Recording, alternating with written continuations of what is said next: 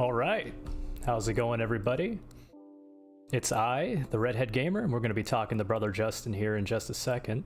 Just want to say thanks for joining us here today, guys. Hope you guys get a lot of great information out of this and all the good stuff you've been waiting for. We're going to be talking about the update here in just a second. So let me see if he's there. Hey, man, can you hear me? I can hear you, Red. Sounds good. Anyway, guys, right now we have the executive producer over at Elastic Games, Brother Justin, on the line with us. How are you doing today, sir? I'm doing very well, sir. Thank you for having me. I appreciate the invite. Anytime, man, anytime. So, of course, you guys got a big old exciting update coming out. Tons of people already looking forward to the new map, the Mine. Why don't you go ahead and just kind of tell us about that and I guess what people can look forward to? I'm glad to. We're very excited about it. Our intention with each chapter was to bring the teenagers, the classmates, into a brand new location that not only suits the type of horror genre we're exploring, but is closely aligned with the origins of the Fiend that we've introduced. So our intention with After Dark was always to go into the creature feature area, and so we started off by redoing all of the original Nightmare maps and having them be overwrought and infested with spiders. And now we started exploring this new area where the spider comes from, which are the four maps. The first one was the sawmill, which we saw in our February update. And now we're moving on. The classmates have escaped from the sawmill and have now entered the mine next to it in the mountain range. And what we love about this map is that it allows us to play with not only the fact that it's all interior and it's all taking place in this cavernous mine that is super creepy and exciting, but it allows us to really refine some of the level design elements that we've seen in prior maps that have really resonated with people, and we get to sort of try them again in a new context, in a new setting, as well as start to lay more of the groundwork from an environmental storytelling point of view of where this spider comes from, how is it unleashed, and where has it made its home. And of course, kind of going back to the mechanics there, as you were talking about, with the new Sawmill map, you guys kind of introduced, more deadlier environmental kills with the buzz saws all around the map. Will the mine feature any of those or anything of its own?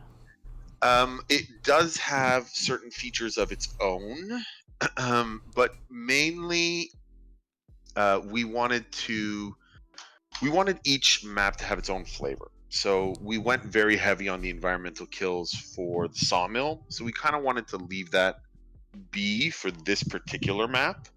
And we wanted the map itself to feel very dangerous and cavernous and precipitous. So there's a lot of areas where uh, the classmates are in very perilous situations where they can be thrown or knocked off from great heights.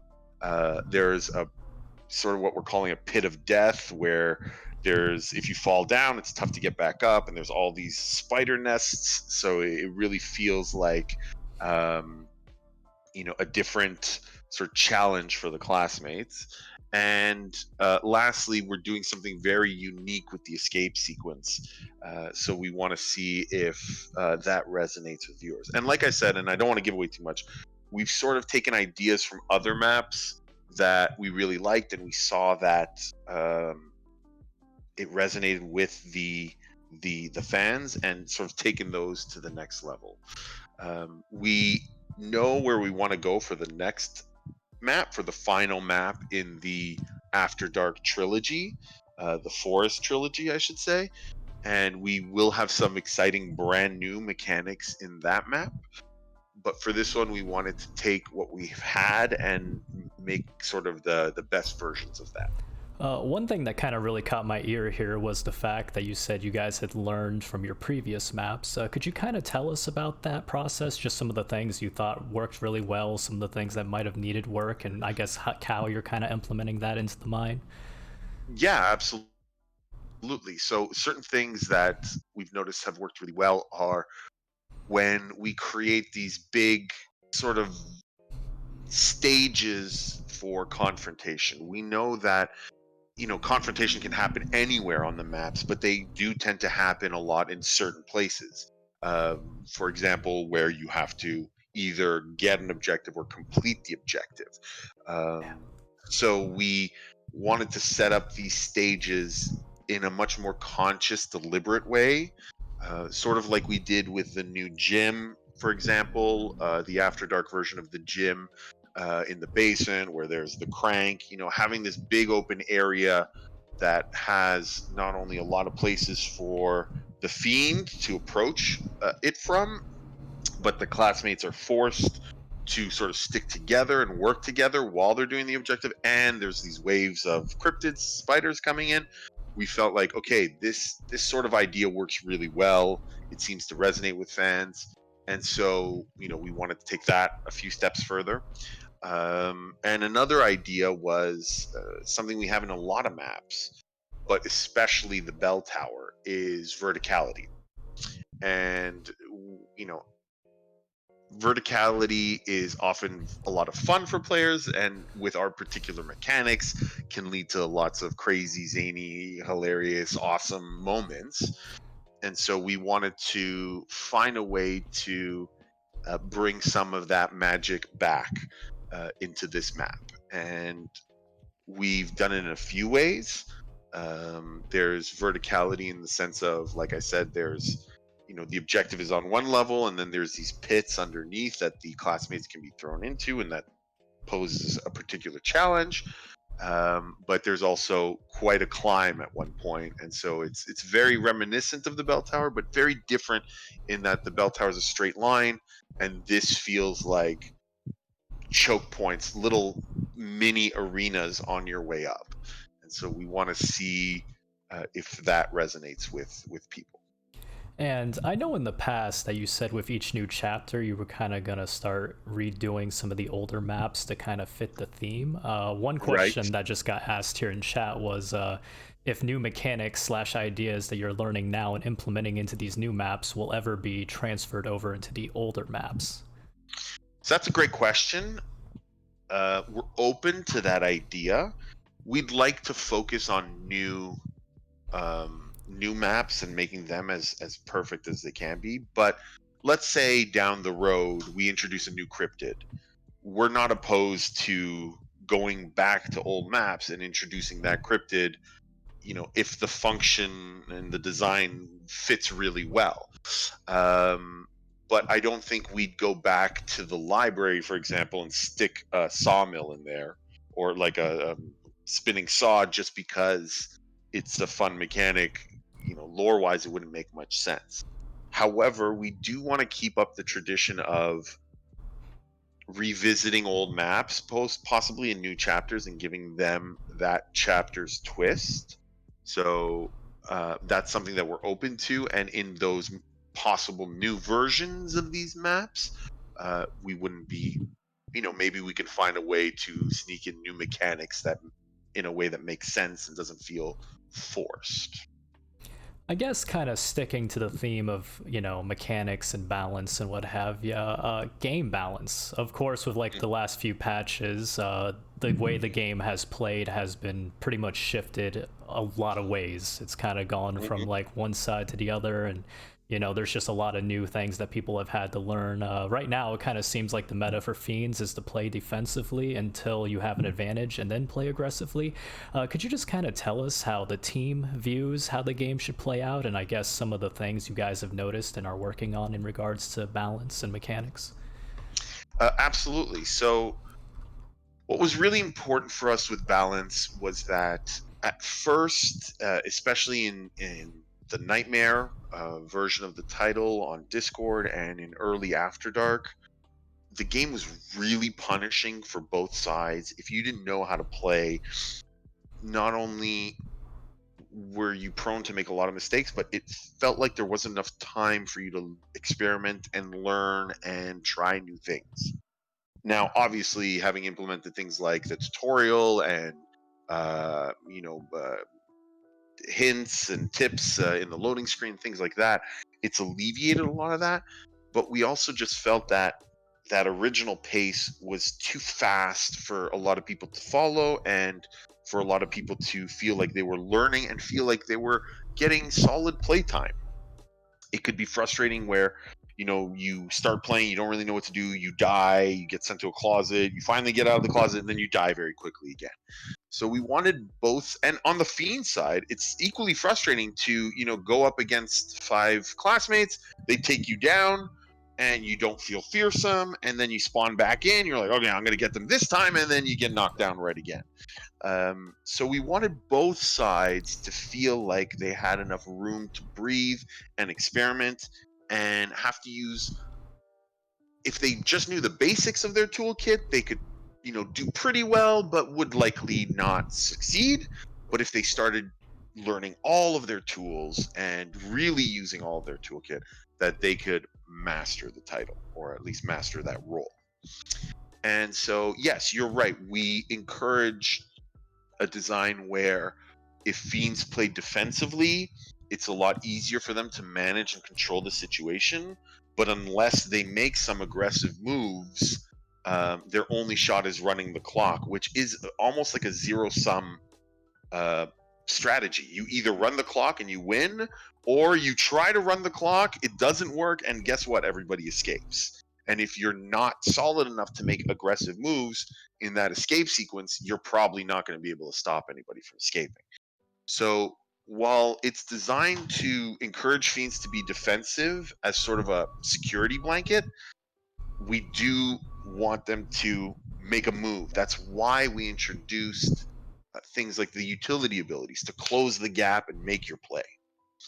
And on the classmate side, we knew that at the high level, classmates destroy everything when they're working together and they know their roles and they're communicating and they have all their skills properly unlocked, and so on, or spells, I should say, properly unlocked.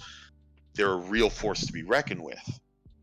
But we also knew that starting out, it could be very daunting. So we sort of balanced it so that it's a little easier on new classmates to experiment, get hit around, knocked around a bit, try to craft a few things and experiment with their toolkit. But if they don't learn what it is that works against certain fiends, certain strategies, sticking together, running objectives together, constantly making sure people are rescued, if they're not using all of their toolkits, then they can get squashed very easily. And so we know that the perception from the community can be like, oh, it's two fiend side, now it's two classmate side, now it's two fiend side, now it's two classmate side. You have to understand that we're trying to balance this thing very carefully so that it's not just fun for the people who are really good at the game and know how to play the game super well. It has to be fun for the people who are just coming in and who are just starting to learn. And so it's always going to be a struggle to maintain that balance really well. And we're doing what we can. And what we hope the players see is that we're going to always be working on this. This is something that's always going to be on our minds, and we're always going to do our best to tweak it so that it's fun for everyone. And kind of continuing with the balance of the game, earlier we were kind of talking about map design and what have you. I guess just from like a standpoint, so I understand, and I guess everybody else who's interested, how do you guys exactly balance out the fiend and the classmates' abilities and game style with the maps, and how those can end up serving one side or the other? That's a really good question. For us, it always has to start with the fantasy, which is, for example, we're making a mine map right now. So, what is the fantasy of, these classmates having escaped the sawmill and now they're stuck in this mine? What's the fantasy of people being stuck in an underground cavernous horror lair trying to escape, so there's the things you can think of from horror movies, or finding ancient ruins or dead bodies, or deep pits that they can tumble over any second, or making a climb out of this cavernous layer towards the light, and the cavern shaking and come closing in on itself, and all these things that we see in tons of horror movies, like As Above So Below, or even less horror movies, but more along the lines of like a Tomb Raider or Indiana Jones, when they're stuck in a crypt or something like that. And so we always try our best to come from there, because that's when a player hears, oh, there's a map in a mine, that's where their head is going to go. So the first thing is bring that fantasy to life. Then once we've brought it to life, that's when we have to ask ourselves, okay, is this cool? Is this fun? And if it is it broken for anybody? Hey, surprise, surprise, having a bunch of pits of death everywhere and large places for classmates to fall off on, guess what? The giant feels a little overpowered now. Okay, what can we do to curb that a little bit so we don't lose the fun of the fantasy, but the giant isn't this like yeeting monster that is just wiping people out in a few seconds? And so we try to find ways to curb that so that we don't lose the fantasy, but everyone feels particularly balanced. And that's where some tools like the spells, or ambushes, or pickups for the classmates can come in really handy. Hey, this one particular area is really makes the fiends feel powerful, but it's still a lot of fun and a really great arena for them to show off in. Okay, why don't we just place, an item there for the classmates to make it seem a little bit more fair, that even if they're unprepared, they can grab this thing and fight back and feel like they have a chance. Hey, this particular area doesn't feel very strong for the spider, let's say. Okay, no problem. Let's put an ambush here for the spider so that it feels like they have another tool that they can whip out. And again, with the spells, we tried to design them so that hopefully it can be very situation or map centric. Oh, this map with the slasher, I know that he is going to need a lot more mobility, so maybe I'll play Pocket Ace. Oh, this map with the slasher, oh, I know I'm going to have to get in and do a lot of damage quick. Maybe I'll run Deep Wounds with him. And so having a deep knowledge of all of these toolkits and how people use them, that's what we're hoping can help sort of even it out. Another thing that I've heard a lot from the community, and in fact just got asked in our chat here, is people are wondering, how do you guys feel about, maybe someday in the future allowing like a public test server or something of that sort, so the community can kind of test out balance and patch changes before they go live? So we are very open to that, and just so everybody knows, we're actually testing that right now. We've been testing our test server for the last two updates, and once we've sort of ironed out all the kinks with it and how it works, we are going to want to start opening it up to the public more. So we think we're going to round out chapter 1 on our own, and sort of iron out all the kinks. As we said, we have our big update coming later this week for chapter 1, but then we want to do one more big update, hopefully in August, that will sort of finish off at least most of what we wanted to accomplish for chapter 1. And at that point, that's when we're really going to have to sit down and figure out, okay, how can we get to chapter 2? How can we get to console? How can we make this thing continue to grow? And we want to hopefully roll out a test server around then. And another thing, kind of moving on to a different topic now, obviously, kind of talking with a lot of, I guess I'm getting a lot of questions from the community right now. And one of those big questions we see all the time in the Discord, we see it on Twitter, we see it wherever Last Year is basically available. People want a console port. Yeah. Could you just kind of tell us about, maybe some of the challenges and I guess how that's looking for the future? Yeah, absolutely. Last Year was always intended to be not only a games as a service model in the sense of we wanted to roll out content over time, but it was always intended to go to as many platforms as possible.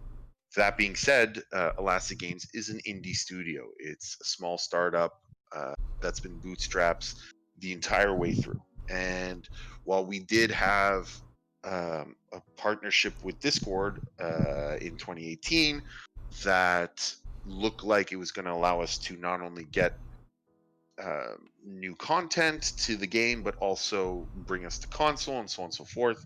We were very excited and made a lot of announcements to that effect. Unfortunately, that partnership ended amicably, but it still ended. And that means that, for no reason of, it wasn't belief in last year or anything like that. It's just Discord decided we're going to shut the store down. This is not where we want to take our company. And so their plans shifted, and therefore our plans had to shift as well.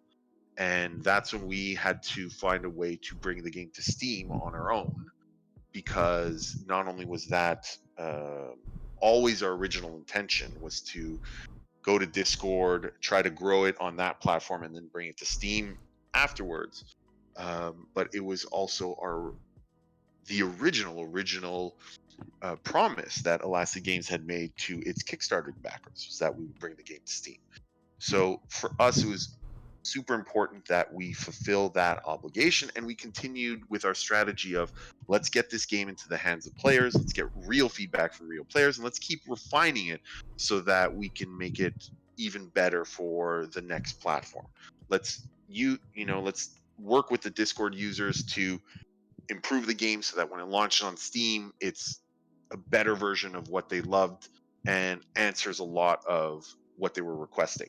We know there's still tons of requests, but the strategy on Steam has been the same.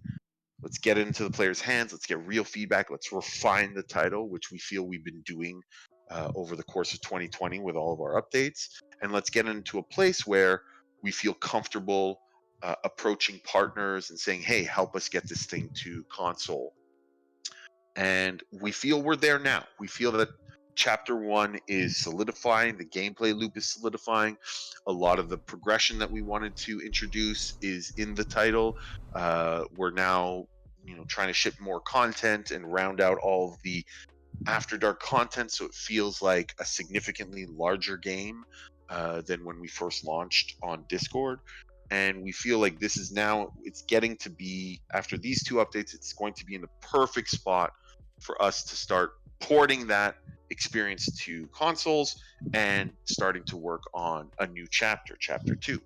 And so it's, what's challenging is we're so small that if we want to work on getting partners, that takes away work from the title. If we want to work on the title, that takes away work from getting partnered. And so when we were shipping on Steam and with our first few updates, we really needed to focus on the game. And now that the game is in a place where we feel like, okay, it's just about polishing and growing the content offering, now we're looking, we're working with our agency to get out there and find partners who are interested in bringing this to console and helping us get to chapter 2 and beyond. And right now things are going pretty well. We're in discussions with potential partners. It's something that we really believe in, and it's something we know the community wants. And believe me, no one in the community wants it more than we do here at Elastic Games. Bringing last year to consoles and to chapter 2 and beyond would be a dream come true, especially for a small startup team like ours. So one thing I want to address, to me, is kind of the biggest issue with the game right now, and for a lot of other people, is kind of the queue times and the disconnects. Is there any plans in the works to kind of address that? Yes, that's a great question. There's always a balance that has to be done between new content and technical debt. So things like queue times, loading time, disconnects, and it's also just a challenge of having a small player base. Having a larger player base, we'd be able to address a lot of the queue time issues, obviously. But every time we put out an update and we get an influx of new players, we try to refine our matchmaking system a little bit as much as we can, essentially. And so we're incrementally working on this with every update, and we feel it's gotten better, but there are areas that have gotten worse at times. And so we're going to keep sort of plugging away at it, but it's something that takes a long time. It's not a simple fix, and until we get people who are 100% dedicated to this all the time, or we move to, say, dedicated servers, which games like ours tend to do in year 2, 3, 4. It's sort of a long-term problem that we're going to have to continuously chip away at. And we understand how frustrating it is for players. I get frustrated too when I play. But we want you guys to know that, we want everyone to know that we're aware of this, and it's something that we're going to keep hopefully improving over time. Another big thing being introduced in the new update coming out here is the Fiend weapon locker. Fiends are finally going to be able to customize their own weapons and how they look with new skins. Why don't you go ahead and just kind of tell us about that, and I guess some of the skins that people can look out for? Absolutely. So this is something that was very important for us when we launched After Dark.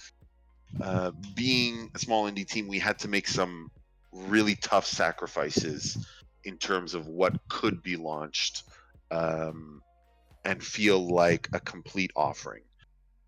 And we know that because there are 5 classmates to every fiend in a match, we had to make some sacrifices, most notably on the fiend side of things. So when we first launched After Dark, there were 2 forms of progression. There was your skin progression, then your Arcanum progression. One is aesthetic, one is gameplay.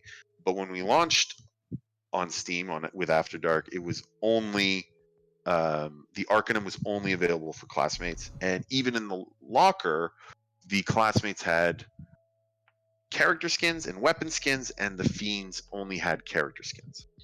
And so we didn't do this because we care more about one side over the other. We did this because we had to make a decision, and we would have rather shipped something than try to do one. We wanted to ship one thing well instead of trying to do everything poorly. And so we shipped the classmate skins, we shipped the weapon skins for the classmates, we shipped the Arcanum, and we saw there was a big response to this. We saw that players loved it, and they wanted this for the fiends. And we felt like, before we move on to any new or other really deep game-changing features, which are in our backlog and we want to get to eventually, we have to get to feature parity for both sides of the coin. And so the first step in that was the Fiend Arcanum, or Arcanum 2.0 as we call it internally, that was launched a couple of updates ago, and it included the Fiend Arcanum.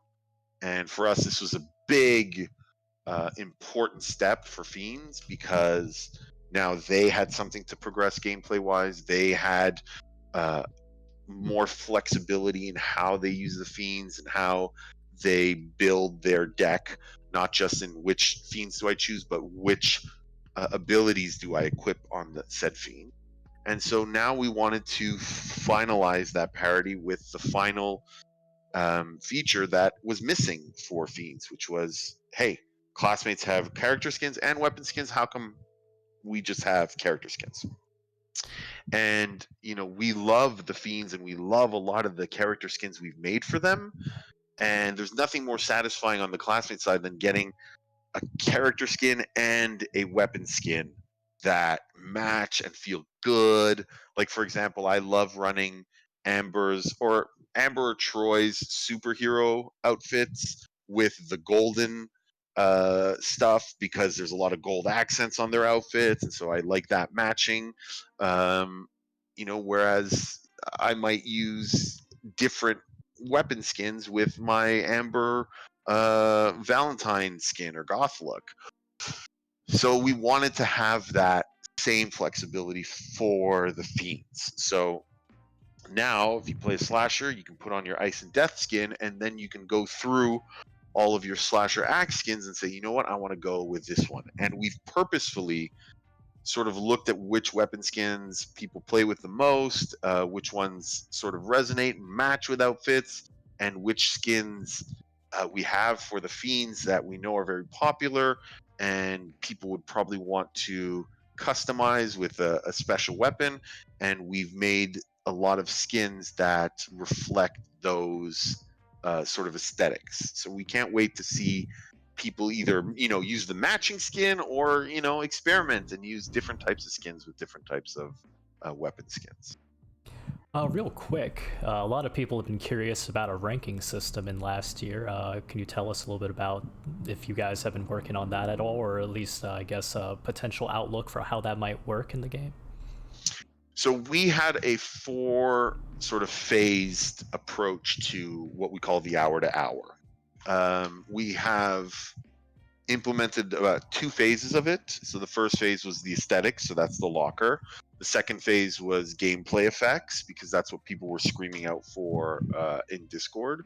And we felt that a pure ranking or leveling system, if it wasn't attached to anything, would feel cheap and meaningless. So if, for example, we hadn't done the logger, we hadn't done the Arcanum, and we'd just done some kind of ranking progression system, it would have felt like, okay, cool, I got to level 2, but what does that mean? Well, it means now you're at level 2 and you'll play against other level 2 people. Like, okay, I don't care. So we felt like these are the most important things that the players care about, and that's why we prioritize them for the Steam launch. Phase 3, 4, and beyond had to do with other factors that I don't really want to touch because I don't want to get people overly excited. Brother Justin said that on the interview, so therefore it's happening, confirmed. But a leveling ranking system is something that has clearly been discussed by everyone for a long time now. So we can get this out in the open. Yes, we feel the next step to the hour to hour progression for players is a leveling / ranking system.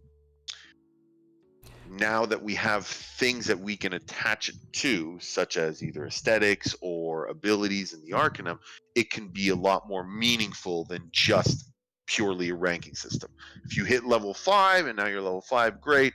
But now if you hit level 5 and you've unlocked, say, the ability to purchase X skins, or you get granted a skin, or you can now unlock these special skills in the Arcanum, that's a lot more meaningful for a player, and it makes them feel like, okay, I am progressing because I'm not just hitting level 5, I'm also getting these things.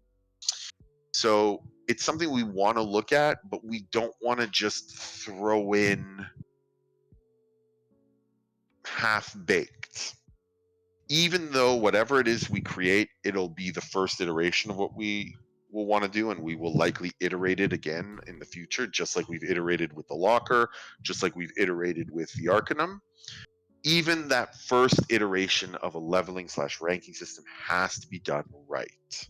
And so it always comes down to what can we do in the time that we have with the resources that we have. And unfortunately, up until this point, we haven't been able to dedicate the resources to it to be able to do it right. That doesn't mean we don't want to do it. That doesn't mean we're not trying to do it. And it doesn't mean that the opportunity for it to happen won't come in the mid to close to mid-range future. But we want everyone to know that we know how important this is to a lot of the community members. No one is trying to quash this effort. We are all on board, but it's sort of like console or chapter 2 or all of these things that, of course, we want to get the game there. It's just a question of whether or not we can and how quickly. And so we ask everyone to be patient, but know that this is something that is very important for us, and that's why we want to do it right. And one question that was just kind of asked in the chat is, will we ever get public MMR numbers? Like, will people be able to compare their rankings to other players in the game? Ideally, yes. Right now, we're doing it all behind the scenes because we're working out the kinks. And like we said, it's something that we're working on with every update, but that's why we didn't want to rush into anything. But once we feel like, hey, the system is working and it feels fair and it feels right and it feels balanced, that's when we feel like it would be a good time to make it more readable to the player with something public and outward facing. And I know that in the past you've said that the chapter updates are pretty much your big updates. That's when you'll introduce a lot of new stuff and what have you. But can the community ever expect kind of like maybe a new classmate or a new fiends like in between? I mean, in the middle of a chapter? I'm sorry, you cut out for some reason. Could you say that last question again? Yeah, excuse me. Um, Obviously in the past you've told me or you've told the community that the chapters are basically your big updates. That's when you'll introduce new things such as maps and fiends and classmates and what have you. But can the community ever expect a new fiend or a new classmate or anything of that sort in the middle of a chapter? Like, say, will we ever get two fiends in one chapter? I don't want to say never, but certainly not for chapter one, and not until I would say our priorities are securing a partnership so that we can bring last year to console, and securing a partnership so we can make chapter two a reality. Once that's in the works, we feel like, hopefully if the game and the community gains enough traction, is successful enough that we can grow the team to the size where we can do that, it's something we would consider. But for us, what's most important is that whenever we say, hey, here's a new chapter, it's not just more stuff, that it really feels like a big change to the game and the type of content that we're delivering. After Dark was meant to be very different from the Nightmare. The Nightmare was the beginning of the story where they're locked in the school with these fiends, and After Dark takes place sometime later when they've clearly escaped the school and have made their way to this forest area. And we wanted the maps to have a different feel. We wanted the Fiend to have a different feel. We wanted the features that we introduced to give the game a new feel. And so the cryptids really changed combat quite a bit. Rounding out the Fiend abilities changed combat quite a bit, and introducing an hour-to-hour experience with the skins and with the spells was something that we felt really markedly changed the game from the previous chapter or prologue chapter, The Nightmare on Discord. And so when we get to chapter two, yes, there's going to be the obvious aesthetic stuff of, hey, we want to do a new genre, which we've already revealed is more gothic horror. Yes, the Fiend is going to reflect that. Yes, the maps are going to reflect that. And, we'll get a new classmate. But any big new features that we'll introduce there for us should move the game forward in a meaningful way. And of course, down the line, if we're at a point where there's enough support for the title that we can grow the team so that we can pump out fiends and maps and classmates faster, of course we would want to do that. But again, it's a question of resources, it's a question of quality versus time, and it's a question of ensuring that every chapter's content feels right for not only that chapter, but for where the game feels like it needs to go. And one thing I really want to touch on, last year is going to be having its first ever tournament coming up here. So yes, please go ahead.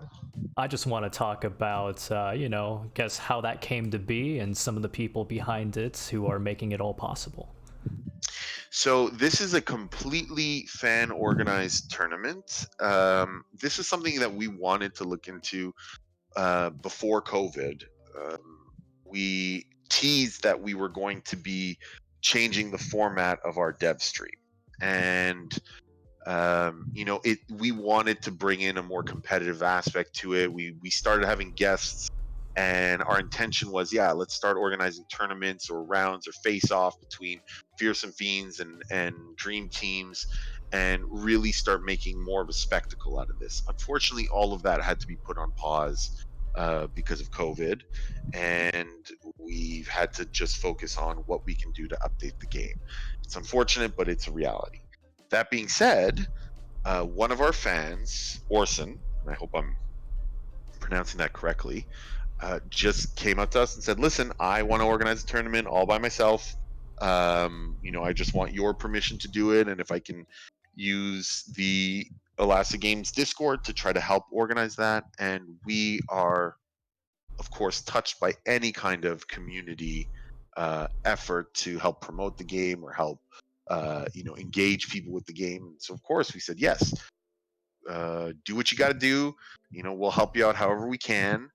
And in that sense, they've been working directly um,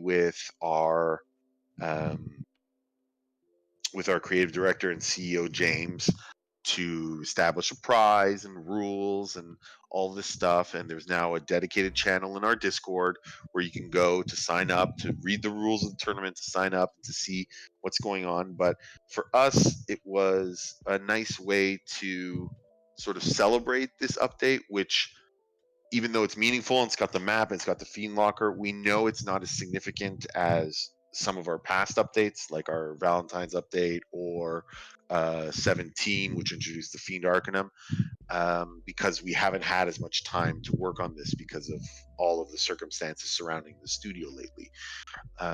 But this felt like, oh, this is a nice little celebration we can do for this update.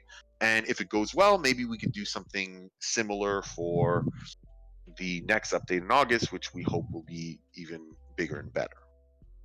And of course, everybody knows the father is coming up here in the next chapter. Everybody's been hyped for that.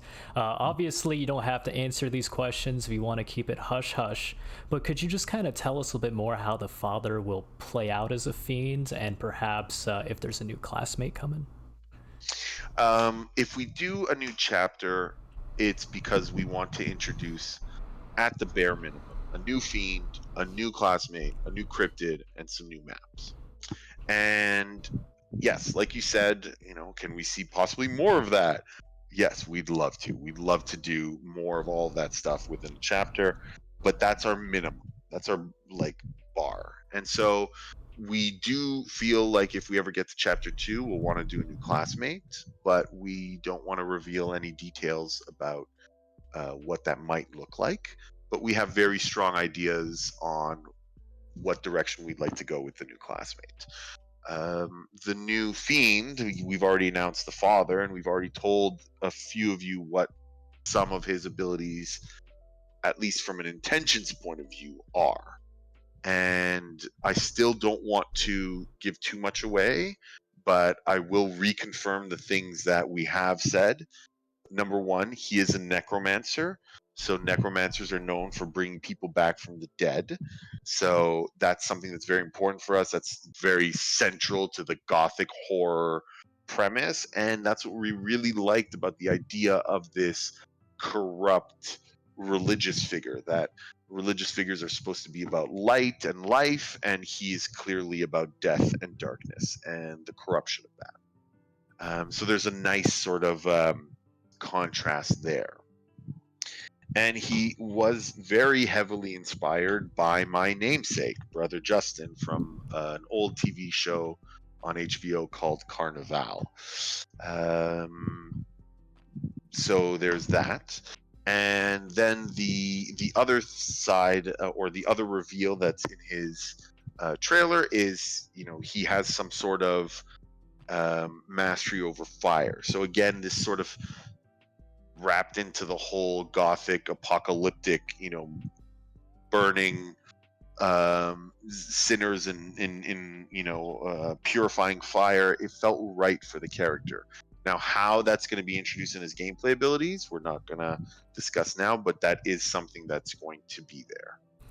And I know we don't have a lot of time left here, but there's a really important question I gotta ask you, because I'm pretty sure there's, laws against this and that sort of thing, but is Baccala being fed and watered in his cage daily? Because I have a feeling you guys haven't really been keeping up on that. In fact, I haven't heard from him in a while, and with the whole COVID situation, I know that, sometimes you gotta take days off and social distance and all that, but how is he doing? Baccala is doing just fine. We made sure his cage was COVID compliant. We had experts come in and show like what we had going on, and they said this is amazing. He's locked up all alone. He's already socially isolated and distancing. So just keep him this way. But he is being fed. He's being given water. He's doing just fine. He's happy as a clam, and he's finally getting his hands dirty, designing a map from the ground up with the mine. So we're very excited for people to play. This is his, all of the angst and torture he's going through, being locked up in this cavernous location, is going into the map. He is facing his fears so that he can bring you all one of the greatest last year maps to date. And of course, I got one last question I need to ask you personally. What's your favorite classmate skin, and why is it Goatee Nick? I am very proud of Goatee Nick because I know it's something that you fought very long and hard for, and it never felt right until we did the outdoor outfits. And I don't know if you noticed, we gave Chad a bit of stubble. Like we felt like they're outdoorsy. Who knows how long they've been out there? And so maybe Nick's got his little goatee grown in, and we felt it was the perfect outfit for him. But that is not. I'm sorry. It's not my favorite character skin. I'm sorry. My favorite character skin, if you want me to answer honestly, and God, there's so many. You know what? I'm gonna cut you off here. That's too much heresy for me to deal with at the moment. Obviously, you're lying for the joke and the meme, but it's okay. No. We're gonna set the record straight here. I have a favorite Fiend skin, and I have a favorite classmate skin. My favorite Fiend skin is the Slasher's Bloody Valentine skin. I believe it's called Bloodshed, where he's dressed as a sort of mountain man with his little toque, and also has a beard, I believe. I really love that one. And my favorite classmate skin, tied with Goatee Nick, is Troy's Fly High. It's an obvious homage to my favorite film of all time, and I just love it. All right, well, there you have it, folks. Brother Justin, if people wanted to keep up to date with last year and all that good stuff, and they just wanted to find out more about the game, where can they go to get that info? They can join our Discord channel, or they can head to our Twitter and Facebook pages. We're on Twitter at Last Year Game. All right, there you have it, folks. Anyway, Brother Justin, once again, thank you for joining me here today. I appreciate it. My pleasure. Thanks for having me. All right, guys, thanks for stopping on by. Hope you guys enjoyed the interview here. We'll definitely have a lot more last year content coming up here in the future. So if you liked what you saw, feel free to hit that follow button to keep up to date with the channel and all the new updates and videos and streams we'll be doing here in the future. But until next time, have a good one, guys, and I will see you later. Peace.